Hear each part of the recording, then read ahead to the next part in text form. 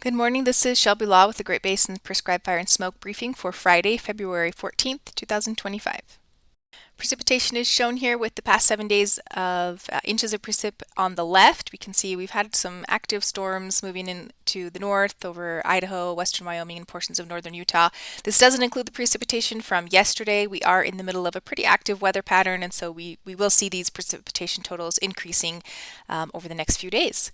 The 30-day precip percent of normal still shows a pretty dire picture over much of central and southern Utah and Nevada, and even portions of the northern portions of those states.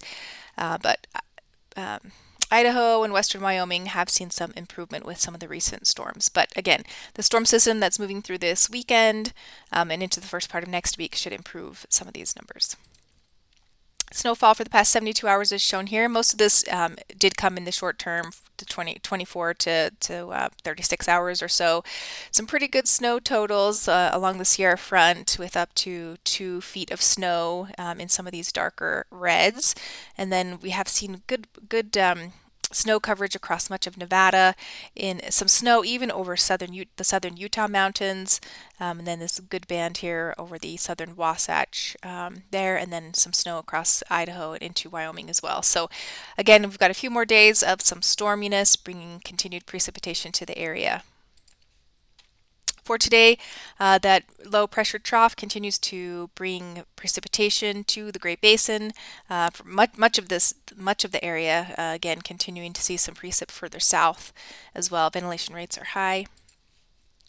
Transport winds do show some gusty winds over much of Nevada, especially across the western portions, with gusts up to 45 miles an hour possible from the west-northwest here this afternoon. And mixing heights are going to be pretty high over Utah and Nevada, with some lower values across the north. On Saturday, the flow turns a little bit more northerly, so we do see temperatures coming down tomorrow. Some precipitation remaining on Saturday through at least the midday or so.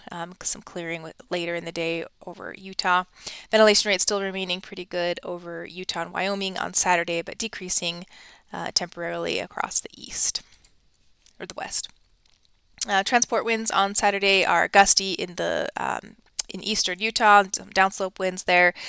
Pretty breezy with values 40 to 45 miles an hour or so with those northwesterly gusts. Mixing heights again going to be elevated over Utah with some lower values over Idaho and western Nevada.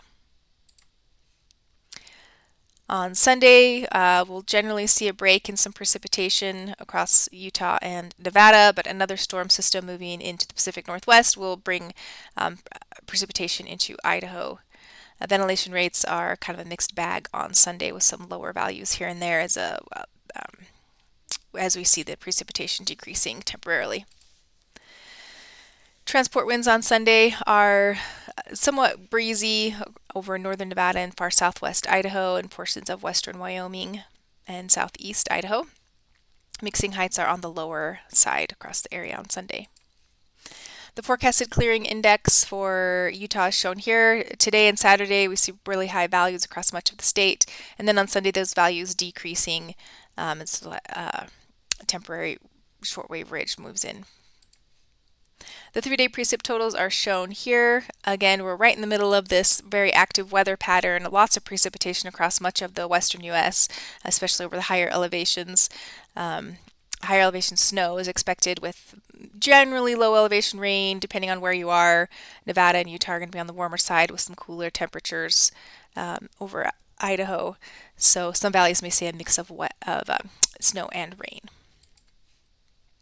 On Monday, that trough continues to move a little bit further east and west, bringing another chance of precipitation to Idaho and portions of northern Utah. Ventilation rates improve once again on Monday. And then as we head into Tuesday, some drier air moving into the Great Basin for decreasing precipitation. Ventilation rates still favorable over Utah and southern Nevada.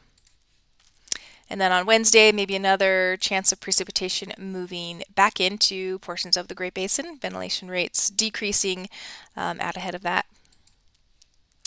And then Thursday, maybe we'll continue to see some of that precipitation, but some drying moving into the western portions of the area. So a pretty active weather pattern for the next 7 days. Temperatures are going to be generally above freezing at our lower elevations, but most of our higher elevations should see precipitation in the form of snow. So pretty good mid to late February storm system moving through. Precipitation accumulations for days 4 and 5 are again shown here. This is Monday through Wednesday, so lighter precipitation amounts and not spreading quite as far south into the Great Basin, but still active as we head into the first part of next week. Things change in the extended outlook. This is the 8 to 14 day for February 21st through the 27th. So as we head into the last week of February, our storms are really going to dry up here. We're looking for above normal temperatures for most of the western U.S. and below normal precipitation expected during that time frame as well. And that concludes today's fire smoke briefing. Please check back on next Wednesday for the latest updates.